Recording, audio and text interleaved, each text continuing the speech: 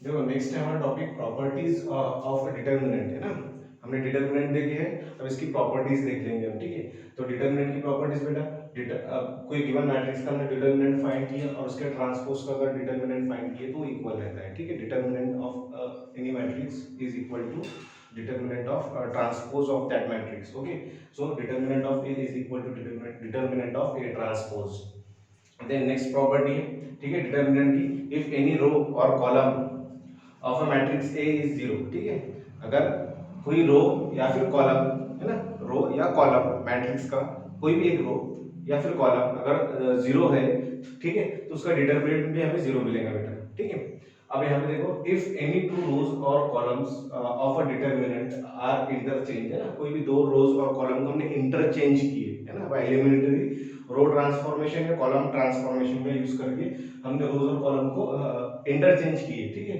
Then the value of determinant is multiplied by -1, ठीक है। तो जो वैल्यू आएगी डिटरमिनेंट की उसको -1 से मल्टीप्लाई करेंगे, ठीक है। उसके बाद की नेक्स्ट प्रॉपर्टी बेटा, if determinant of A is equal to 0, ठीक है, कोई गिवन मैट्रिक्स का अगर डिटरमिनेंट 0 आ रहा है तो वो मैट्रिक्स को हम सिंगुलर मैट्रिक्स बोलेंगे, ठीक है। इंपॉर्टेंट है, अगर डिटरमिनेंट 0 आ रहा है गिवन मैट्रिक्स का, कोई मैट्रिक्स का, तो वो मैट्रिक्स को हम सिंगुलर मैट्रिक्स बोलेंगे, है ना। If the determinant of A is not equal to 0 then that matrix is called non singular matrix, okay. ये हमारी प्रॉपर्टीज होगी, properties of determinant, okay. Then next आता है बेटा माइनर, है ना। छोटे छोटे पॉइंट ये आपको पता है, फिर भी मैं एक बार रिवाइज करने के हिसाब से आपको बता रहा हूँ, ठीक है। माइनर वगैरह हमने 12th वगैरह में पढ़े थे पहले पुराने जमाने में।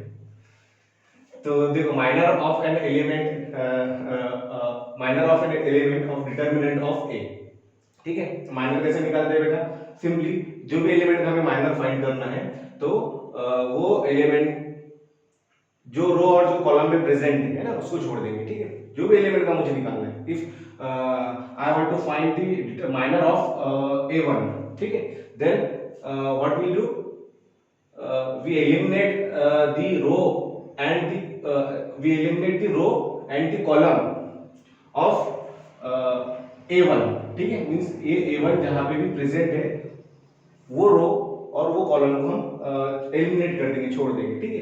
तो ये देखो, a1 का मुझे माइनर निकालना है तो a1 लिखा हो, minor of a1 is equal to, अब a1 देखो फर्स्ट रो और फर्स्ट कॉलम में, फर्स्ट रो और फर्स्ट कॉलम में a1 प्रेजेंट है, ठीक है। तो ये फर्स्ट रो और फर्स्ट कॉलम को मैंने छोड़ दिया है और रिमेनिंग जो भी है उसका डिटरमिनेंट ले लिए तो मुझे मिल जाएगा माइनर ऑफ a1, ठीक है। और एक एग्जांपल देख लीजिए, मैंने निकाला माइनर ऑफ b3। अब मुझे b3 का माइनर निकालना है, b3 ये एलिमेंट का माइनर निकालना है, तो b3 जहां भी प्रेजेंट है, ठीक है, उसकी लोकेशन देखो बेटा क्या है ना। तो जो रो में आ रहा है और जो कॉलम में आ रहा है, ठीक है, तो वो छोड़ देंगे। तो b3 कौन से कहां पे लोकेट है बेटा, ये सेकंड सॉरी थर्ड रो, ठीक है, okay, third row and second column, यहाँ पे b3 हमारा लोकेट है। तो यहाँ पे हम थर्ड रो और सेकंड कॉलम को छोड़ देंगे, ठीक है, थर्ड रो और सेकंड कॉलम को हम एलिमिनेट कर देंगे, ठीक है। और जो भी रिमेनिंग है उसका डिटरमिनेंट निकालेंगे तो हमें माइनर ऑफ b3 मिलेगा, ओके। हर एलिमेंट को हम ऐसे ही निकालना है, ठीक है। तो ये एग्जांपल लिया एकदम जब इसको एलिमिनेट किया तो क्या बचता है, a1 c1 a2 c2, ये, ठीक है। तो हमने निकाल दिया माइनर ऑफ b3, ठीक है। In general minor of an element aij is denoted by mij, ठीक है, mij से डिनोट करते हैं, ठीक है। ये aj रिप्रेजेंट करता है उसकी लोकेशन, कहां कौन से रो और कौन से कॉलम में है। तो वो रो और वो कॉलम छोड़ के रिमेनिंग जो है वो एलिमेंट का हम डिटरमिनेंट फाइंड करेंगे तो हमें माइनर मिल जाएगा वो एलिमेंट का, aij का, ठीक है। i means Roth and j means jth column, okay. ये हो गया हमारा माइनर, ठीक है।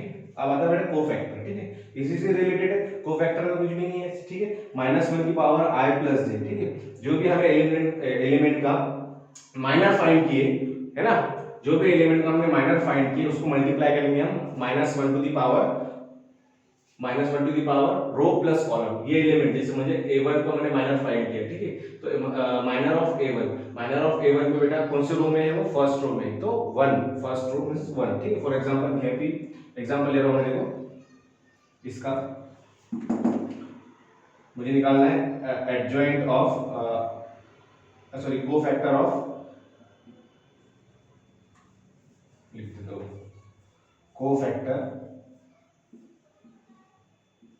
कोफैक्टर ऑफ a1, ठीक है। ए मैट्रिक्स से रिलेटेड बता रहा हूँ, a1 का मुझे अगर कोफैक्टर निकालना है, ठीक है, तो पहले तो यहाँ पे देख लो -1 की पावर ठीक है, -1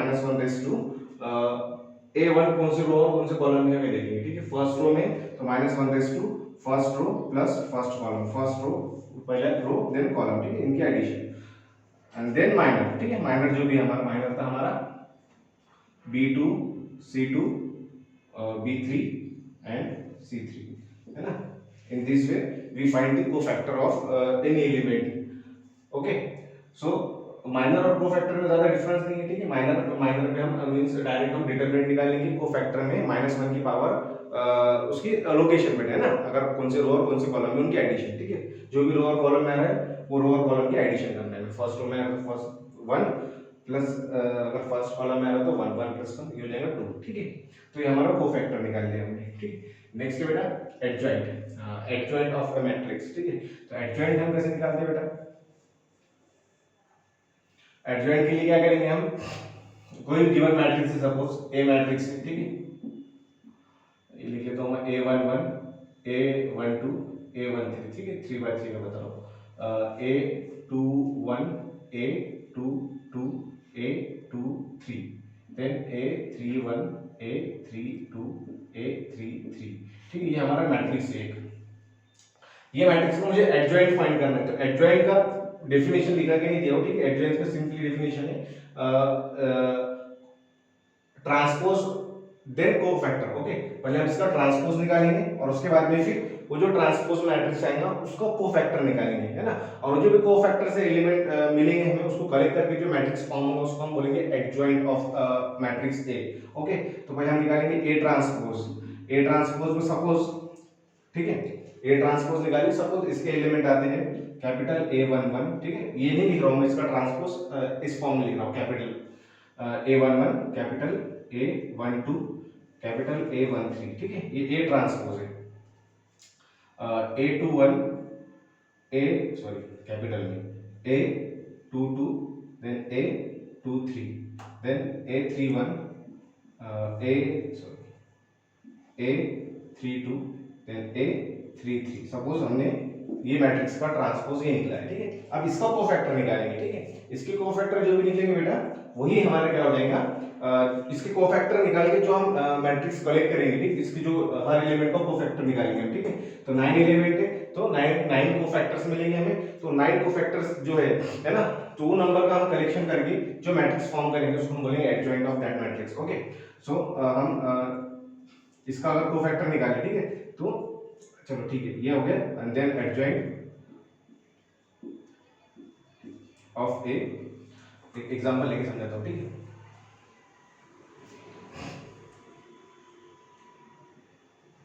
या फिर ऐसे लिख देता हूं, adjoint of A is equal to, ये मैट्रिक्स है, ठीक है, कोफैक्टर्स ऑफ ए ट्रांसपोज, ठीक है। तो हमें क्या मिलेगा, एडजॉइंट पहले ए जो है उसका पहले ट्रांसपोज लेना है, उसके बाद में वो एलिमेंट्स के कोफैक्टर्स निकालना है और फिर जो मैट्रिक्स फॉर्म होगा वो जो कोफैक्टर्स से वो उसको हम बोलेंगे एडजॉइंट ऑफ। इसका एक एग्जांपल ले लेंगे हम, इधर ग्राफ कर रहा हूं,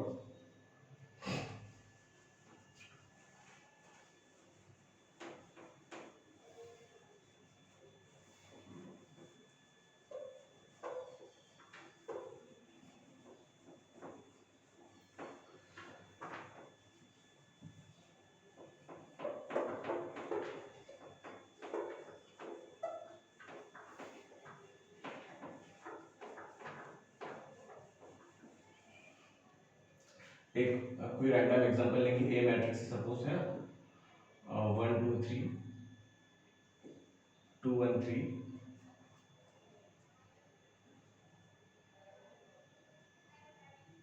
4 5 6, ओके। ये हमारा मैट्रिक्स। अब ये मैट्रिक्स का हमें एडजॉइंट फाइंड करना है, ओके। तो एडजॉइंट फाइंड करने के लिए एडजॉइंट की definition, firstly we find the transpose of that matrix. एक हम ट्रांसपोज फाइंड करेंगे, उसके बाद में उसके कोफैक्टर्स लेंगे, ओके। तो इसका ट्रांसपोज हम निकालेंगे, तो ए ट्रांसपोज हो जाएगा बेटा, है ना। ट्रांसपोज मींस रोज को कॉलम में कन्वर्ट कर दो या फिर कॉलम्स को रो में कन्वर्ट कर दो, ओके। तो फर्स्ट रो है बेटा 1 2 3, ये फर्स्ट रो है तो इसको फर्स्ट कॉलम में कन्वर्ट कर रहा हूं, ठीक है, 1 2 3 ऐसा। सेकंड रो है बेटा 2 1 3, इसको सेकंड कॉलम में 2 1 3 ऐसा। उसके बाद थर्ड रो है बेटा 4 5 6, इसको थर्ड कॉलम में 4 5 6 ये हमने कन्वर्ट कर दिए है ना, यानी कि ट्रांसपोज फाइंड कर लिए, रोज को कॉलम में कन्वर्ट कर दिए। अब इसका एडजॉइंट निकालेंगे, ठीक है, सॉरी कोफैक्टर्स निकालेंगे, ठीक है। तो फर्स्ट एलिमेंट का कोफैक्टर निकालेंगे, है ना, कोफैक्टर ऑफ 1 का कोफैक्टर बेटा, तो कोफैक्टर कैसे निकालेंगे, पहले -1 टू दी पावर, ठीक है, -1 टू दी पावर पोजीशन है ना, क्या कौन से फर्स्ट रो में है तो 1 प्लस फर्स्ट कॉलम में, ठीक है, ये जो 1 है हमारा, ठीक है, ये -1 टू दी पावर इसकी लोकेशन बेटा है ना, क्या है, first row and first column, तो ये हो गया। उसके बाद में इसका माइनर, ठीक है, माइनर हम कैसे निकालते हैं, ये जो भी पोजीशन है इसकी, ठीक, जो रो और कॉलम में, वो रो और कॉलम को हम छोड़ देंगे, ठीक है, तो यहाँ पे हम ये फर्स्ट रो और फर्स्ट कॉलम छोड़ देंगे, तो रिमेनिंग जो मिलेगा हमें 1 5 3 6 है ना, 1 5 3 6, ठीक है। इसको कैलकुलेट करेंगे अगर हम, -1 टू दी पावर ये हो जाएगा 2, -1 की पावर इवन नंबर अगर है, -1 raise to even number, then this -1 is +1, ठीक है, ये -1 के आंसर क्या जाएगा +1, और ये यहाँ पे इसका निकालेंगे डिटरमिनेंट, अगर डायगोनल की मल्टीप्लिकेशन माइनस नॉन डायगोनल की मल्टीप्लिकेशन, तो डायगोनल्स की मल्टीप्लिकेशन करेंगे तो हो जाएगा 6 में माइनस इनकी मल्टीप्लिकेशन करेंगे 15, तो ये हो जाएगा, ये तो +1 हो गया बेटा, ठीक है, और 15 में से 6 माइनस किए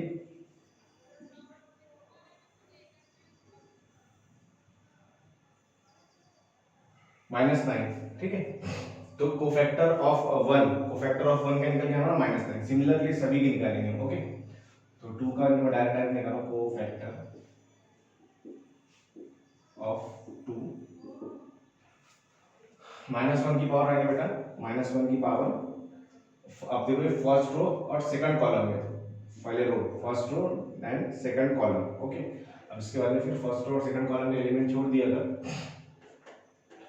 तो क्या आएगा देखो, इनकी मल्टीप्लिकेशन पहले कितना जाएगा 12, और इनकी मल्टीप्लिकेशन 15, ठीक है, 12 माइनस 15 लिख देता हूँ, पहले इनकी मल्टीप्लिकेशन करेंगे 12 माइनस इनकी मल्टीप्लिकेशन करें कितना आएगा 15, -1 की पावर 3 हो जाएगा, ठीक है, ये बताते हैं -1 की पावर हो गया 3, और इसका अगर हमने किए सॉल्व तो ये आ जाएगा -3, ठीक है, -1 की पावर 3 मींस -1, और ये माइनस है +1, ठीक है, तो इसका आंसर आएगा +3। अब वैसे निकालेंगे हम कोफैक्टर ऑफ थर्ड एलिमेंट, ठीक है, 4, इसका ये डिटेल में बता दो, जस्ट एग्जांपल है, ठीक है, कोफैक्टर ऑफ 4, ठीक है। अब 4 सबसे पहले -1/2, अब ये first row and third column, ठीक है, तो -1/2 first row and third column, okay.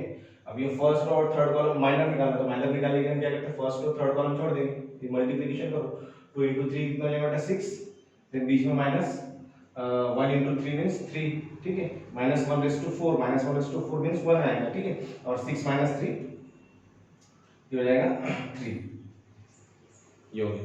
अब निकालेंगे 2 का, ठीक है, कोफैक्टर ऑफ 2, कोफैक्टर ऑफ 2 कैसे निकालेंगे, है ना, अगेन -1/2 सेकंड रो, अब सेकंड रो है, ठीक है, प्लस फर्स्ट कॉलम, ठीक है, सेकंड रो है और फर्स्ट कॉलम है, second row and first column, ये आप देखो, अब माइनर निकालना है, ठीक है, जब हमने माइनर ये कोफैक्टर गया ना -1/2 2 + 1, ठीक है, सेकंड रो फर्स्ट कॉलम, अब इस कोफैक्टर माइनर कैसे निकालेंगे, तो सेकंड रो और फर्स्ट कॉलम छोड़ देंगे, ठीक है, ये छोड़ देंगे हम ऐसा, इसको इधर मल्टीप्लाई करेंगे, कितना हो जाएगा 12 माइनस ये छोड़ दिया हमने, ठीक है, 12 - 12, ठीक है, सेकंड रो और फर्स्ट कॉलम छोड़ दिए, 2 × 6 12 हो गया, और 3 × 4 भी 12 हो गया, तो ये आंसर आ गया बेटा 0 इसका। अब निकालेंगे कोफैक्टर ऑफ 1, कोफैक्टर ऑफ 1, ठीक है। अब यहाँ पे देखो सेकंड प्रोसेस में -1/2 second row and second column, 2 + 2, and then second row और सेकंड कॉलम छोड़ दो, 1 × 6 ये हो जाएगा बेटा 6, माइनस सेकंड रो और सेकंड कॉलम छोड़ो, 1 × 6 पहले डायगोनल वाली की मल्टीप्लिकेशन, ठीक है, 1 × 6 6, देन 3 × 4 -12, ठीक है, इसका आंसर आ जाएगा -1/2 4 हो जाएगा +1, और ये 6 - 12 मींस -6, ओके। अब हम निकालेंगे कोफैक्टर ऑफ 1 निकाल लिए, अब निकालेंगे cofactor of 5, cofactor of 5, okay. तो कोफैक्टर ऑफ 5 को ले, सेकंड रो कौन से इसमें आ रहा है, सेकंड रो में आ रहा है -1/2 second row and third column में आ रहा है, ठीक है। ये हो जाएगा -1/2 + 3। उसके बाद फिर सेकंड रो और थर्ड कॉलम छोड़ देंगे, ठीक है। 1 2 3 3 बचता है, ठीक है। तो इसका पहले डायगोनल की मल्टीप्लिकेशन 1 × 3 3, देन -2 × 3 हो जाएगा बेटा 6। तो ये हो जाएगा -1 3 × 3 -6 -3 और ये माइनस +3 आ जाएगा, ओके। 3 - 6 बेटा -3, ये हो गया -3 और ये माइनस साइन तो +3 हो गया, ठीक है। अब उसके बाद में हम 5 का निकालेंगे, उसके बाद में 3 का निकालेंगे, कोफैक्टर ऑफ 3, ठीक है। तो -1/2 कौन से रो में आ रहा है, थर्ड रो में और फर्स्ट कॉलम में आ रहा है, तो third row plus column first, okay. अब थर्ड रो और फर्स्ट कॉलम छोड़ दो, ठीक है। इसका मल्टीप्लिकेशन करेंगे, हो जाएगा 2 × 5 10 -4 × 1 4, ठीक है। तो ये हो जाएगा बेटा 6, है ना, -1/4 +1 और ये 6, ओके। अब निकालेंगे cofactor of 3, cofactor of 3, okay. अब ये 3 कोफैक्टर निकालना है, ठीक है। तो -1/2, अब ये थर्ड रो में आ रहा है और सेकंड कॉलम में आ रहा है, ठीक है, ऐसा हो गया। और उसके बाद में फिर थर्ड रो सेकंड कॉलम में आ रहा है, तो third row sorry okay, third row और second column, third row second column में छोड़ देंगे, 1 × 5 5, थर्ड रो सेकंड कॉलम छोड़ 2 × 4 8, 1 × 5 5 8, ओके। तो ये जाएगा -1 है ना, -1/5 मतलब -1 और ये कितना हो जाएगा -3, तो +3 हो जाएगा बेटा, ओके। तो लास्टली बचा हमारा कोफैक्टर ऑफ 6, देखो कोफैक्टर ऑफ 6 अभी आ रहा है -1/2 थर्ड रो थर्ड कॉलम में, ठीक, थर्ड रो थर्ड कॉलम में, तो 3 + 3 into bracket third row third column छोड़ दो, 1 × 1 1 2 × 2 4, तो हो जाएगा -1/3 3 + 3 6 हो गया, -1/6 -4/2 इवन नंबर में होता है +1, ठीक है। ये हो गया प्लस और ये हमारा 1 -4 यानी कि -3। तो ये हमने सभी के कोफैक्टर, इसका कलेक्शन करके हमें जो भी मैट्रिक्स मिलेगा उसको हम बोलेंगे adjoint of matrix A, okay. Then ये रफ कर देता हूँ,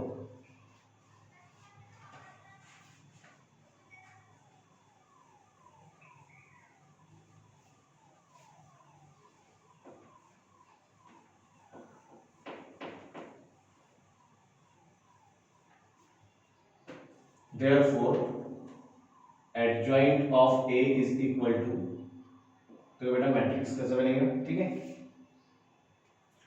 ये एलिमेंट की जगह क्या आएगा, कोफैक्टर इसका, ठीक है। ये एलिमेंट की जगह इसका कोफैक्टर, ये एलिमेंट की जगह इसका कोफैक्टर, ठीक है।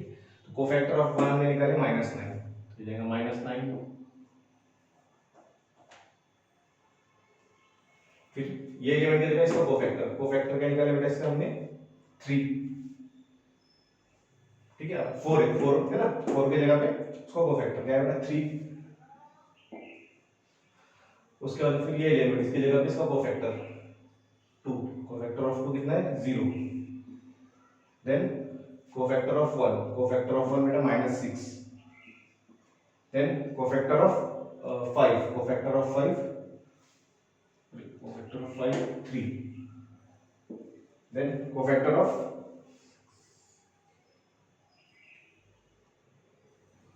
कहाँ तक के पहुंचे 3, कोफैक्टर ऑफ 5 आ गया 3।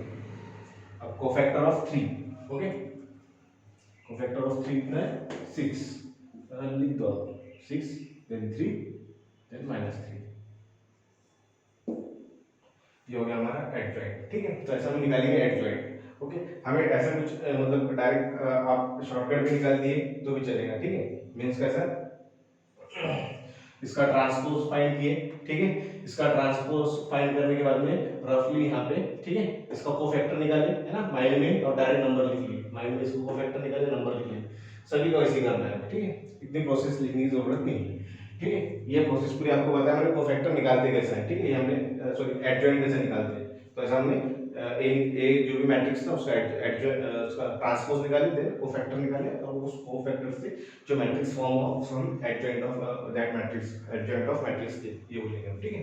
तो ये हो गया हमारा एडजॉइंट ऑफ अ मैट्रिक्स, ठीक है। इसके बाद नेक्स्ट टॉपिक आता है बेटा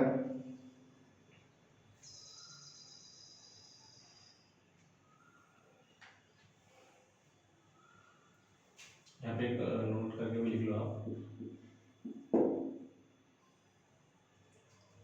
इफ ये बताया मैंने आपको ऐसा, if A determinant of A is equal to 0 इसको बोलेंगे हम सिंगुलर मैट्रिक्स, सिंगुलर मैट्रिक्स ये रफ कर रहा हूँ।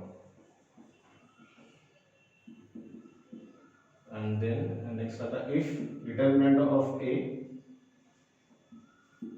इज नॉट इक्वल टू 0 इसको बोलेंगे हम नॉन सिंगुलर मैट्रिक्स।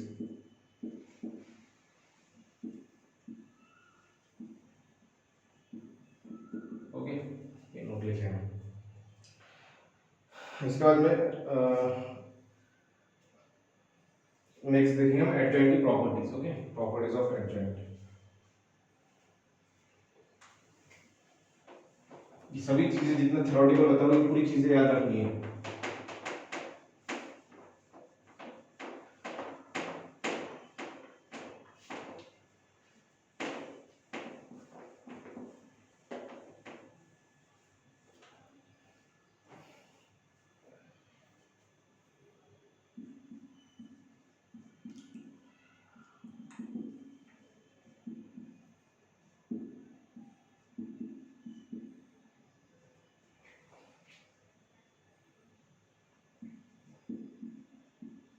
मैट्रिक्स ना नेचुरल सी बात है, मैट्रिक्स जो है स्क्वायर ही रहेगा, ठीक, स्क्वायर मैट्रिक्स ही रहेगा। इसमें determinant of adjoint of A is equal to determinant of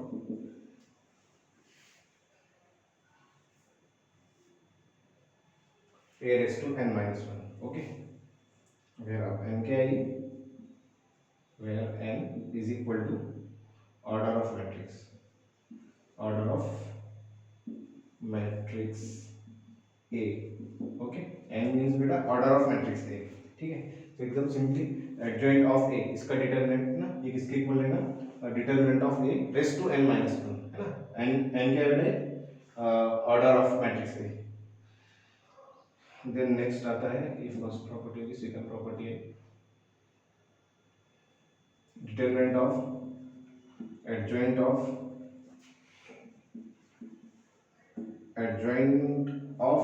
ए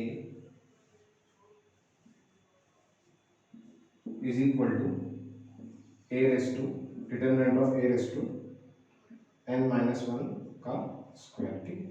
इस हिसाब से ये याद रख लें। थ्योरेटिकल डायरेक्ट आपको ये देखिए चार ऑप्शन में उसमें से अगर ऐसा क्वेश्चन इन केस अगर आया, ठीक है, तो क्या करेंगे, ये आपको गिवन रहेगा, ठीक है, और ये ऑप्शन में कहीं रहेगा, ठीक है, तो ये डायरेक्ट सिलेक्ट करना है, ठीक है। सेम वैसे इसका भी आ सकता है, ठीक है। तो दोनों भी रिजल्ट हमें याद रखने हैं।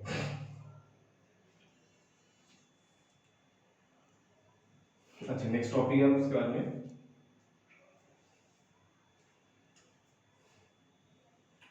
इधर लिख लेता हूँ, ये ऑफ कर रहा हूँ।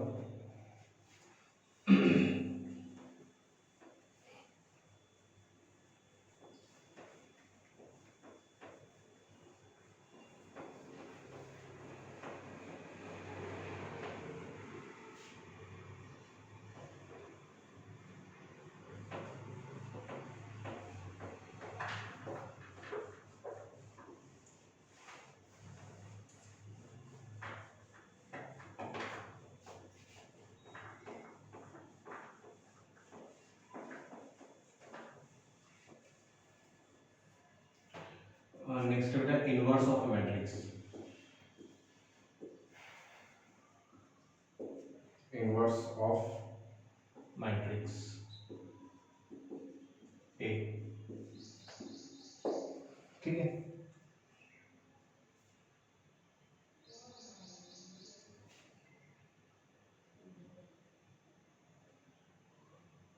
इसका डायरेक्ट एडजॉइंट मेथड अगर हमने देखें तो ए इनवर्स का डायरेक्ट फार्मूला है बेटा 1/√n determinant of A into adjoint of A, ठीक है, ये फार्मूला हो गया, ठीक है, ए इनवर्स का 1 determinant of A into adjoint of A. Determinant आपको बताया कैसे निकालते हैं, एडजॉइंट बताया कैसे निकालते हैं, ठीक है, तो उस हिसाब से हम वो मैट्रिक्स का ए इनवर्स है ना, इनवर्स फाइंड कर सकते हैं, ठीक है।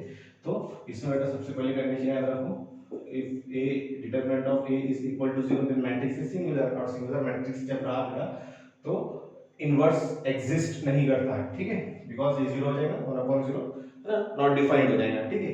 इसीलिए if determinant of A is equal to 0 then A inverse will not exist, okay। Second, if determinant of a is not equal to 0 then ये क्या हो गया बेटा, नॉन सिंगुलर मैट्रिक्स हो गया, ठीक है, that is non singular matrix,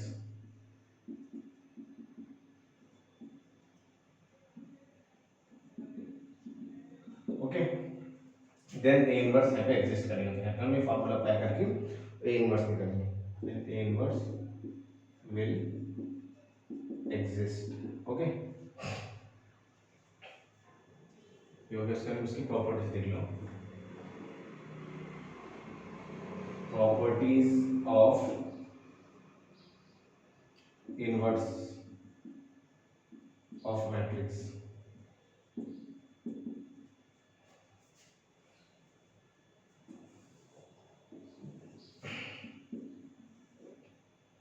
ये इसकी प्रॉपर्टीज है ना, इनवर्स की प्रॉपर्टीज देख लो बेटा। तो ये प्रॉपर्टीज आपको पता है, A into A inverse is equal to A inverse into A, है ना, इसका मल्टीप्लिकेशन क्या होता है बेटा, identity matrix. Then next property है ए इंटू बी, अगर इसका इनवर्स निकाले तो ये किसके इक्वल आएगा, सेपरेटली ए के A inverse into B inverse इसकी,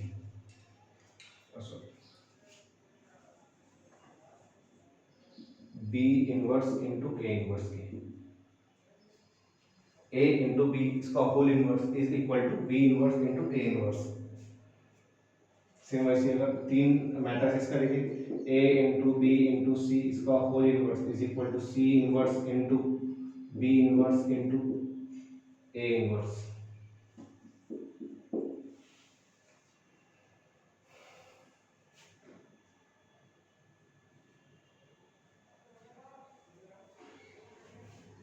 ये इधर पर आप करो,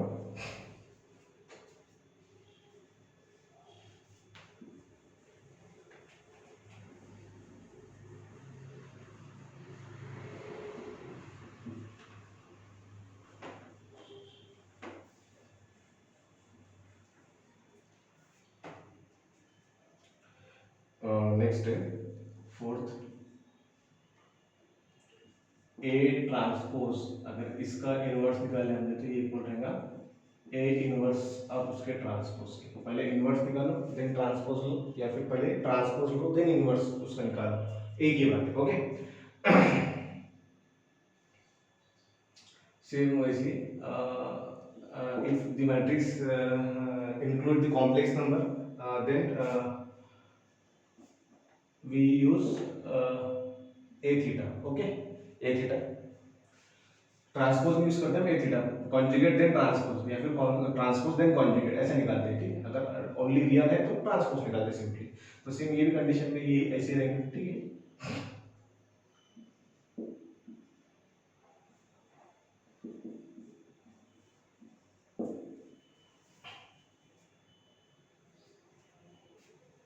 ये चीजें याद रखो आप, नोट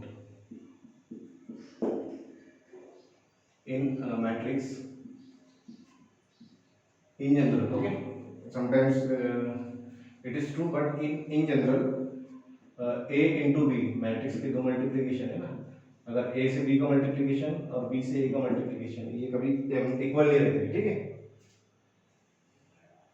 ये फर्स्ट हो गया, ये छोटी छोटी बातें है बेटा, ये बहुत छोटी बात है। If a is equal to b, a into b is equal to b into a into c, या फिर b इंटू सी, जैसे बोला आपको a इंटू सी लिख लेते हो, ठीक है। a into C, if A B is equal to A C then यहाँ से a कैंसिल हो कि b is equal to C नहीं हो सकता, ठीक है, ये चीज पे याद रखना है। Does not implies B is equal to C, ठीक है। जनरली हम नंबर्स में करते हैं बेटा ऐसा, यहाँ से है ना, ये ए और ये ए कैंसिल, तो बी इज इक्वल टू सी हो जाएगा, ठीक है। लेकिन मैट्रिक्स में ऐसा हो भी सकता है या फिर नहीं भी हो सकता है, ठीक है, डिपेंड करता है मैट्रिक्स पे, ठीक है। ये हमेशा ऐसा होगा ही, ऐसा नहीं है, ठीक है। तो बी इज इक्वल टू सी ये नहीं हो सकता।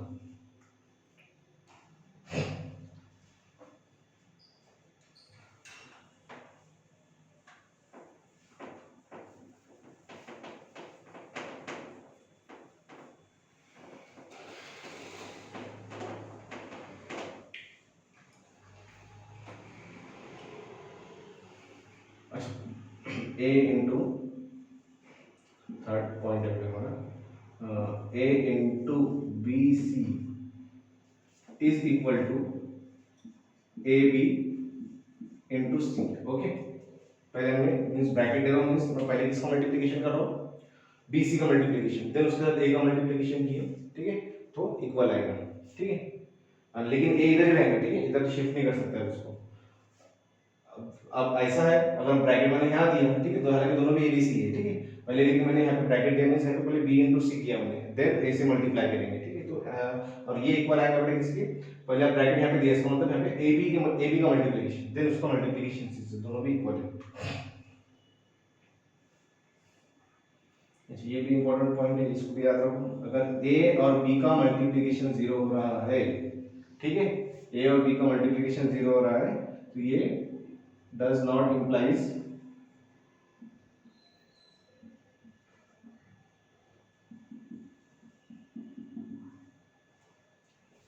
a equal to 0 और 1 b equal to 0, ठीक है। मीन्स हम जनरली करते हैं ना, इफ अगर ये दोनों नंबर का मल्टीप्लिकेशन 0 आ रहा है, दो वेरिएबल का मल्टीप्लिकेशन 0 आ रहा है, तो उसमें से एक वेरिएबल 100% क्या रहता है, 0 ही रहता है, ठीक है। तो मैट्रिक्स में ऐसा नहीं है, ठीक है। अगर a और b का मल्टीप्लिकेशन 0 आ रहा है, तो इसका मतलब ये इंप्लाइज नहीं कर रहा है कि a इक्वल टू 0 या फिर b इक्वल टू 0 है, ठीक है। इसका एक यहाँ पे एग्जांपल भी है बेटा, एग्जांपल अगर देखें हमने, ठीक है, तो अगर आप a मैट्रिक्स ले रहे हो 2/2 का ले रहे हो 1 2 1 2, ओके, और एक b मैट्रिक्स ले रहे हो जो कि है 2 6 -1 -3, ओके। इसका हम मल्टीप्लिकेशन करके देखते हैं, a इंटू बी करके देखते हैं, है ना। a इंटू बी अगर करके देखें हमने, तो a मैट्रिक्स हमारा 1 2 1 2 और b मैट्रिक्स है बेटा 2 6 -1 -3, ठीक है। इसका डायरेक्ट मल्टीप्लिकेशन देखो, फर्स्ट रो टू मल्टीप्लिकेशन कैसे करते हैं हम, first row to first column, okay. तो फर्स्ट रो हमारा है, फर्स्ट रो में 1 और यहाँ पे फर्स्ट कॉलम में 2, ठीक है। तो 1 इंटू 2 2 और 2 इंटू -1 -2, है ना, 2 -2 ये हो जाएगा बेटा 0, ठीक है। इसका मल्टीप्लिकेशन देखना आपने करके। अब फर्स्ट रो टू बेटा सेकंड कॉलम, ठीक है, first row to second column 1 into 6 ये हो गया बेटा +6, और ये 2 इंटू -3 -6 +6 -6 ये भी 0, ठीक है। Then second row to first column 1 into 2 2 -2 बेटा ये भी हो जाता है 0, ठीक है। अब second row to second column करेंगे 1 इंटू 6 बेटा ये हो गया 6 और 2 इंटू -3 -6 6 -6 0 बेटा, ठीक है। तो ये हमारा आ गया 0, ए बी इक्वल टू क्या आ गया बेटा 0, बट ए या फिर बी, ए या फिर बी, ठीक है, दोनों में से कोई 0 था क्या, ए या बी में से ए और बी की कुछ पर्टिकुलर वैल्यूज थी ना, ये जीरो मैट्रिक्स नहीं है बेटा, ठीक है, नल मैट्रिक्स नहीं है, ये दोनों में मैट्रिक्स है, ठीक है, इनका मल्टीप्लिकेशन 0 है, इसका मतलब ये इंप्लाइज नहीं ये दोनों मैट्रिक्स 0 है, ठीक है। ये चीज बताना था, ठीक है, ये इंपॉर्टेंट पॉइंट है, भी फोर्थ नोट पॉइंट ये याद रखना पूरे।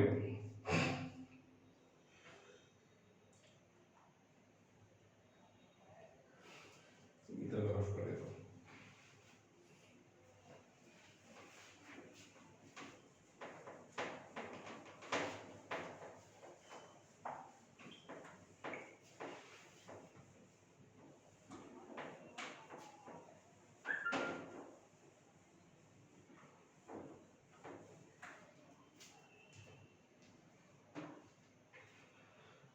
ये फोर्थ है ना, वो फिफ्थ देखो,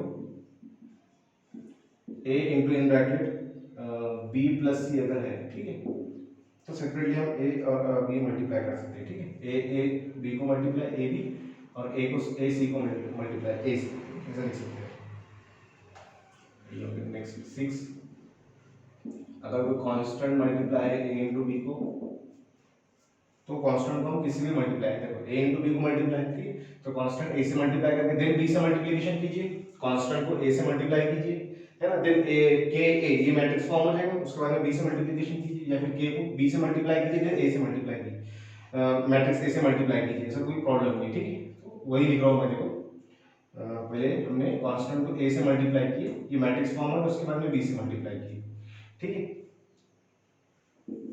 या फिर ऐसा करेंगे, पहले ए रहने देंगे, ठीक है, कांस्टेंट को बी से मल्टीप्लाई करेंगे और देन ए से मल्टीप्लाई करेंगे, तो सेम आएगा सब इक्वल है, ठीक है।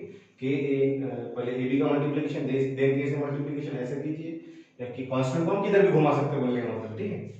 ये हो गया 6th प्रॉपर्टी से 6th नोट पॉइंट, ठीक है। 7th, अच्छा ये तो सिंपल सी बात है, ये लिख के देना फिर A square means A into A comma A cube means A into A या फिर ए स्क्वायर इंटू ए, ठीक है।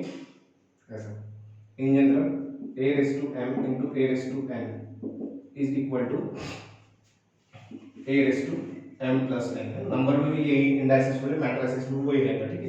बेस से में पावर को ऐड कर दो और 8, अच्छा और एक इंडाइसिस रूल इसमें फर्स्ट दे दो, सेकंड इसमें a रेस टू m है और उसकी होल पावर n है, तो ये दोनों पावर की मल्टीप्लिकेशन निकाल सकते हैं m इंटू n। देन 8 है ट्रांसपोज, a का ट्रांसपोज उसका और ट्रांसपोज निकाले तो हमें a मिल जाएगा। 9th है a b का ट्रांसपोज फाइंड किए, ठीक, ये इक्वल रहेगा b transpose into a transpose के, ओके। और 10th है a प्लस b, इसका हमने ट्रांसपोज फाइंड किए, तो ये इक्वल रहेगा a transpose plus b transpose के, ओके।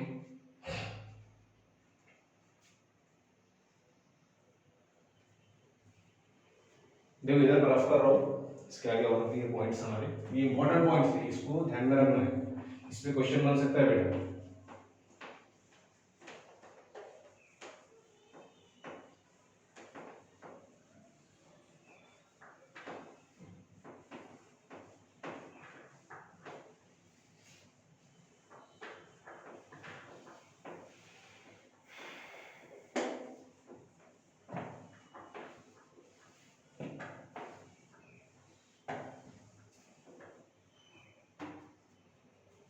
देखो नेक्स्ट 11 10 तक हो गया, देखो 11 point,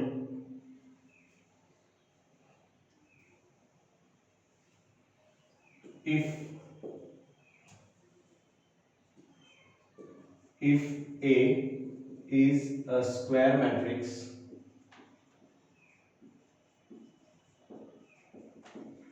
if A is a square matrix then it can be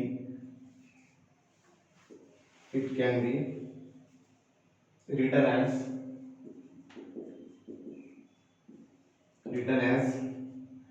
A is equal to, ठीक है, इस फॉर्म में भी लिख सकते हैं हम,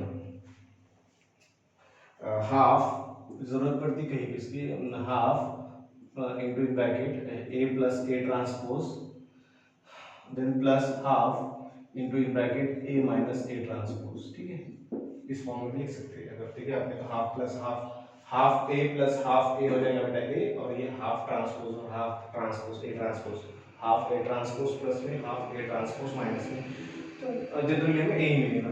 ये बेटा एप्लीकेबल सिर्फ स्क्वायर मैट्रिक्स के लिए, ठीक है। मींस रो और कॉलम सेम होना, स्क्वायर मैट्रिक्स में अपने क्या रहता है, रो और कॉलम सेम रहते हैं।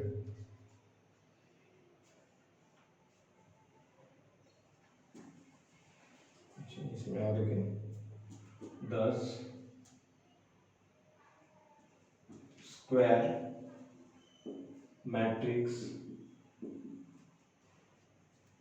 A can always be expressed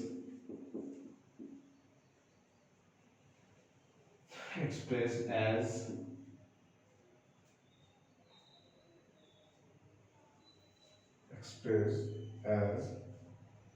the sum of the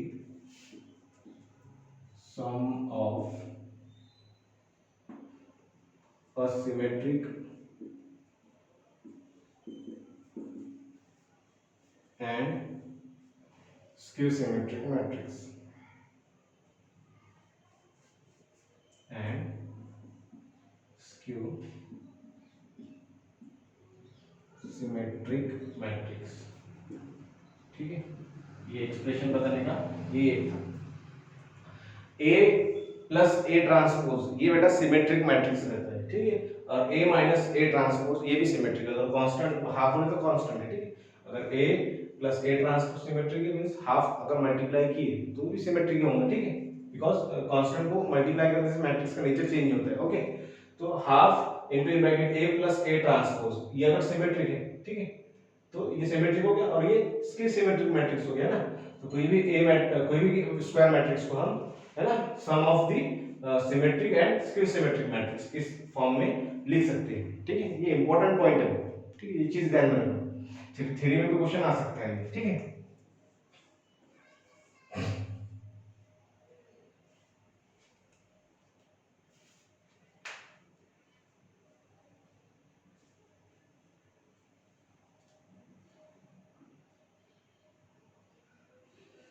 चलो इसका थोड़ा सा एक्सप्लेनेशन दे देता हूं। देखो, A plus A transpose symmetric कैसा आता है। ठीक है, A प्लस ए ट्रांसपोज ये सिमेट्रिक कैसा आता है। सिमेट्रिक मैट्रिक्स की डेफिनेशन है बेटा, जो भी मैट्रिक्स है गिवन मैट्रिक्स, ठीक है, अगर वो सिमेट्रिक है तो उसका ट्रांसपोज और वो मैट्रिक्स इक्वल होगा। ठीक है, तो यहाँ पे देखो A प्लस ए ट्रांसपोज, ठीक है, ये मैट्रिक्स है मेरा, इसको मुझे प्रूफ करना है सिमेट्रिक है। ठीक है, तो बेटा A प्लस ए ट्रांसपोज इसका मुझे क्या लेना पड़ेगा, ये मैट्रिक्स का ट्रांसपोज लेना पड़ेगा बेटा। ठीक है, ये मैट्रिक्स को मुझे ट्रांसपोज लेना पड़ेगा, है ना। अगर ये मैट्रिक्स का ट्रांसपोज नहीं हो तो इसका answer A plus A transpose आ रहा है, इसका मतलब मैट्रिक्स क्या है, सिमेट्रिक है ना।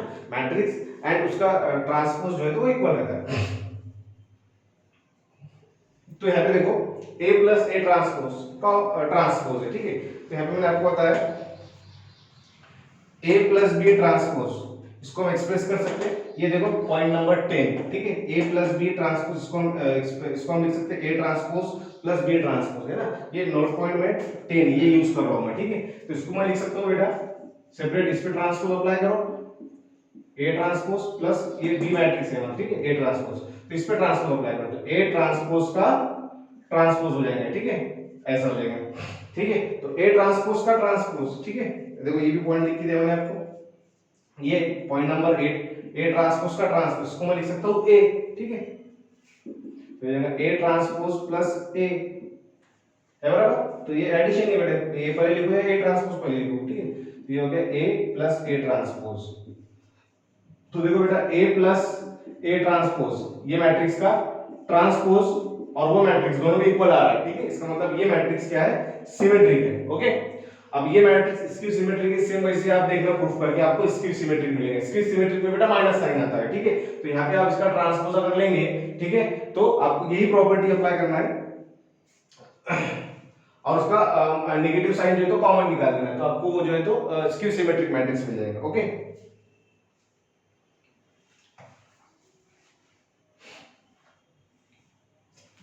ये हमने सिमेट्रिक का बताया मैंने आपको, ये देखना ट्राई करके इसमें सिमेट्रिक मैट्रिक्स मिलेगा। ठीक है, ये सिमेट्रिक्स का ट्रांसपोज लेंगे, अगेन यही प्रॉपर्टी अप्लाई करेंगे। ठीक है, प्लस पे और माइनस दोनों पे एप्लीकेबल है। ठीक है, और यहां से बेटा माइनस साइन कॉमन निकालेंगे तो आपको अगेन वही a माइनस a ट्रांसपोज मिलेगा, तो वो बन जाएगा हमारा स्क्यू सिमेट्रिक मैट्रिक्स, है ना।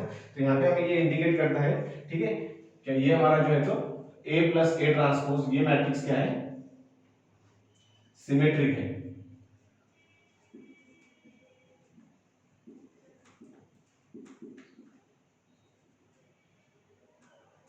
और ये जो मैट्रिक्स है ये क्या है बेटा, स्क्यू सिमेट्रिक।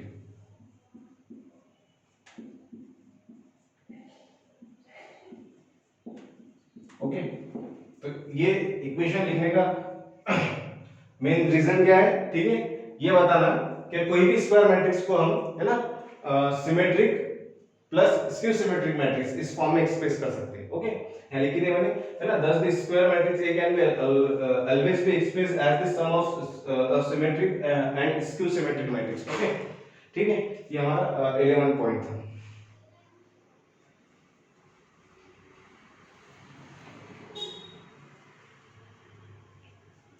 लिखते हैं लास्ट पॉइंट देख लो डिटर्मिनेंट का ये A determinant of A into B is equal to determinant of A into determinant of B. Okay, matrix को मल्टीप्लिकेशन करके डिटर्मिनेंट निकालो या सेपरेट डिटर्मिनेंट निकाल के मल्टीप्लाई करो, ठीक है, दोनों भी सेम ही आएंगे बेटा, ठीक है। तो ये हमारा हो गया नोट्स, ठीक है, ये सभी जितने भी हमने देखे उसके नोट पॉइंट है, ठीक है, ये नोट पॉइंट याद रखना है, ठीक है। इसमें क्वेश्चंस थ्योरेटिकल क्वेश्चन आ सकता है, ठीक है, जनरल इस पे भी आ सकते हैं, ये पॉइंट पे भी आ सकता है, ठीक है। मींस इसी तरह matrix A can be express as A, और उसके अंदर चार ऑप्शन होंगे, ठीक है। A any square matrix can be express as, उसके नीचे चार ऑप्शन, ठीक है, उसमें हमें कौन सा ऑप्शन सिलेक्ट करना है, sum of a symmetric and square symmetric matrix, ठीक है। तो ऐसा इस फॉर्म में भी क्वेश्चन आ सकता है, ठीक है, कोई भी नोट पॉइंट पे क्वेश्चन आ सकता है, इसमें से मैंने आपको 10 11 12 नोट पॉइंट लिखी थी, ठीक है। तो ये थ्योरेटिकल हमारा पार्ट हो गया, ठीक है। हम कल नेक्स्ट लेक्चर में देखेंगे रैंक ऑफ मैट्रिक्स, ठीक है, बहुत इंपॉर्टेंट टॉपिक है बेटा, रैंक ऑफ मैट्रिक्स पे क्वेश्चन आता ही है, ठीक है। तो रैंक ऑफ मैट्रिक्स को हम फाइंड कैसे करते हैं ये देखेंगे, ठीक है। कोई भी मैट्रिक्स को हम रैंक कैसे निकालेंगे, ठीक है, और रैंक की डेफिनेशन क्या है ये हम नेक्स्ट लेक्चर में देखेंगे। ओके, चलो ठीक है।